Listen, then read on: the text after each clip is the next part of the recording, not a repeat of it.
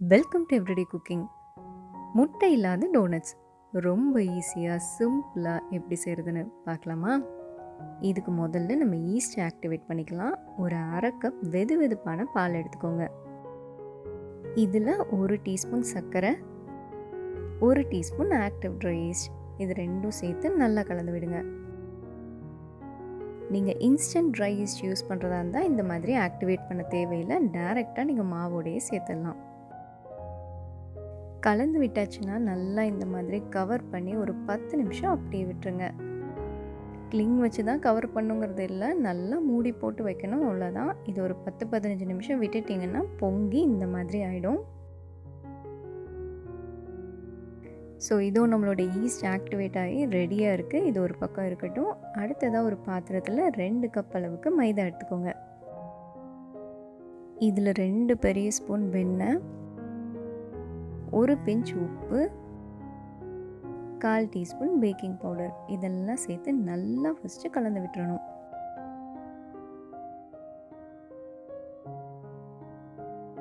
வெண்ணெயும் மாவையும் நல்லா க்ரம்பிள் பண்ணி விடுங்க. அது ஒன்றோட ஒன்று இந்த மாதிரி கலந்துடணும். கலந்து விட்டாச்சுன்னா நம்ம ரெடி பண்ணி வச்சுருக்கிற ஈஸ்ட் மிக்சரை சேர்த்து நல்லா சாஃப்டாக சப்பாத்தி மாவு மாதிரி பிசைஞ்சிக்க போகிறோம்.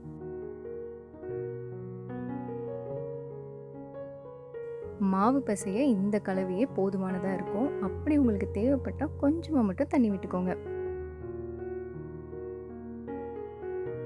இதோ மாவு நல்லா சாஃப்டாக பிசைஞ்சாச்சு. இதை இப்போ ஊற விட போகிறோம்.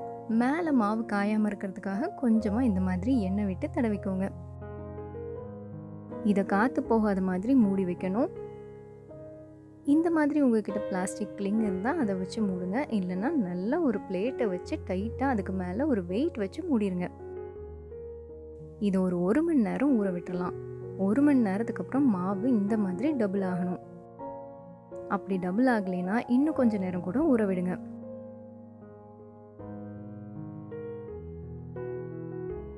ரெடியான மாவை இந்த மாதிரி அழுத்தி லைட்டாக பிசைஞ்சுக்கோங்க. ரொம்ப அழுத்தம் கொடுத்து பிசையக்கூடாது.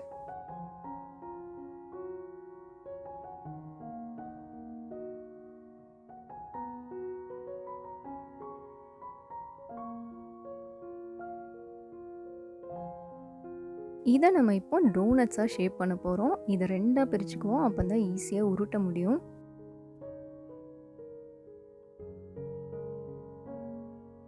உருட்டும் போது ஒட்டாமல் இருக்கணும் இல்லையா? அதனால மாவை இந்த மாதிரி நல்லா தூவிக்கோங்க. இதுவும் நம்மளோட ஒரு பாதி மாவை எடுத்தாச்சு. இதை தான் உருட்டிக்க போகிறோம்.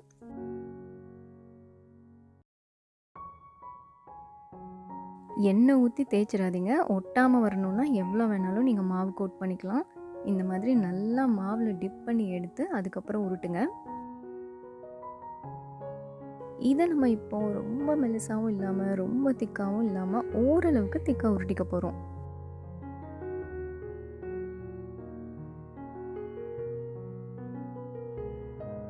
இந்த அளவுக்கு திக்னஸ் இருக்கணும். இப்போ ஷேப் பண்ணிடலாம். நான் இங்கே கிண்ணம் யூஸ் பண்ணுறேன். நீங்கள் மோல்டு ஏதாவது வச்சுருந்தீங்கன்னா அதை கூட யூஸ் பண்ணிக்கோங்க. இந்த மாதிரி நடுவில் ஒரு சின்ன ஓட்டையும் போட்டுக்கோங்க. அப்போ தான் வேகிறதுக்கு கரெக்டாக இருக்கும்.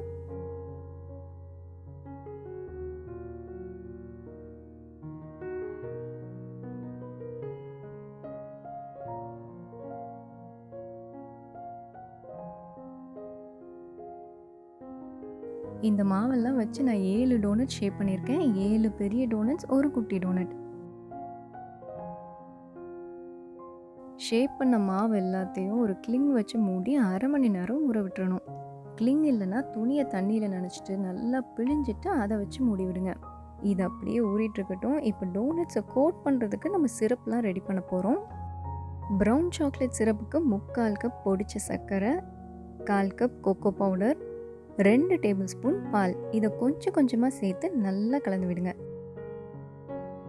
க்ரீமியாக போரிங் கன்சிஸ்டன்சியில் இருக்கணும். சிரப் மாதிரி வரணும்.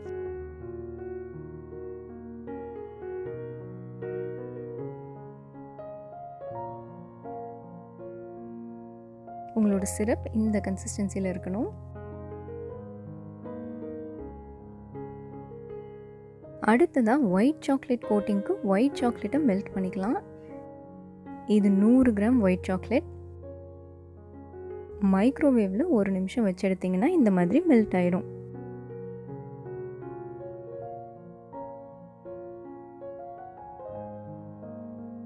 சிரப் கன்சிஸ்டன்சி வந்துருச்சு. இதெல்லாம் ஒரு பக்கம் இருக்கட்டும். அடுத்ததான் மாவுக்கு வருவோம். 1/2 மணி நேரத்தில் மாவு ரெடி ஆயிடுச்சு. மாவு பார்த்தீங்கன்னா உங்களுக்கே தெரியும், கொஞ்சம் பெருசாக இருக்குது. இதை நல்லா சூடான எண்ணெயில் மிதமான தீயில் பொரிச்செடுக்கணும்.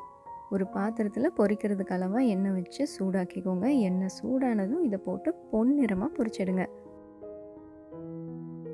மாவு திக்காக இருக்கிறதால லோலேருந்து மீடியம் ஃப்ளேம்லேயே வச்சு நல்லா பொறுமையாக பொரிச்செடுங்க.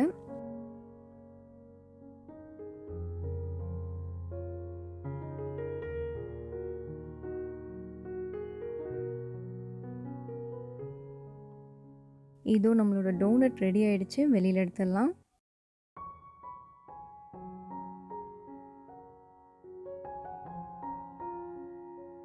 இதே மாதிரியே நீங்கள் ஷேப் பண்ணி வச்சுருக்கிற எல்லா மாவையும் பொரிச்சு எடுத்துருங்க.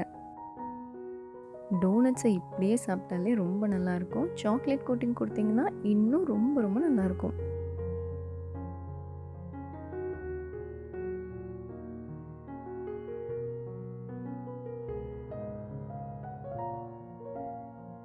எல்லா டோனட்ஸும் ரெடி ஆகிடுச்சு. ஒன்று ஒன்றா இப்போ கோட்டிங் கொடுக்க ஆரம்பிக்கலாம். நம்ம ரெடி பண்ணி வச்சுருக்கிற ப்ரௌன் சாக்லேட்டில் இந்த மாதிரி ஒன்று டிப் பண்ணுங்கள்.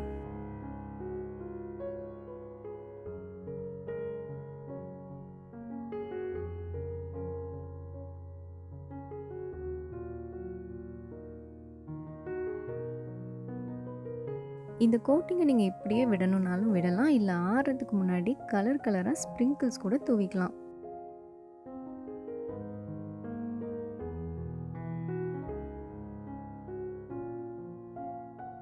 அடுத்த டோனட்டை நம்ம ஒயிட் சாக்லேட்டில் டிப் பண்ணிக்கலாம்.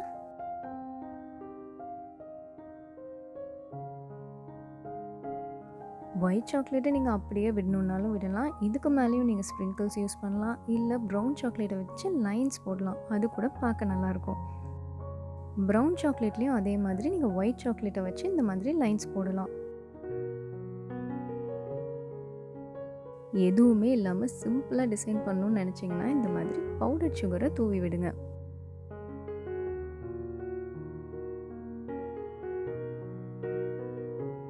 இங்கே நம்ம டோனட்ஸ் எல்லாம் சூப்பராக ரெடி ஆகிடுச்சு. நீங்களும் ட்ரை பண்ணுங்கள். விதவிதமாக டிசைன் பண்ணி அசத்துங்க. வேறொரு இன்ட்ரெஸ்டிங்கான ரெசிபியோடு உங்களை சந்திக்கிறோம். எங்கள் வீடியோஸ் எல்லாம் பிடிச்சிருந்தா லைக் பண்ணுங்கள், ஷேர் பண்ணுங்கள், கமெண்ட் பண்ணுங்கள். மறக்காம எங்கள் சேனலுக்கு சப்ஸ்கிரைப் பண்ணுங்கள்.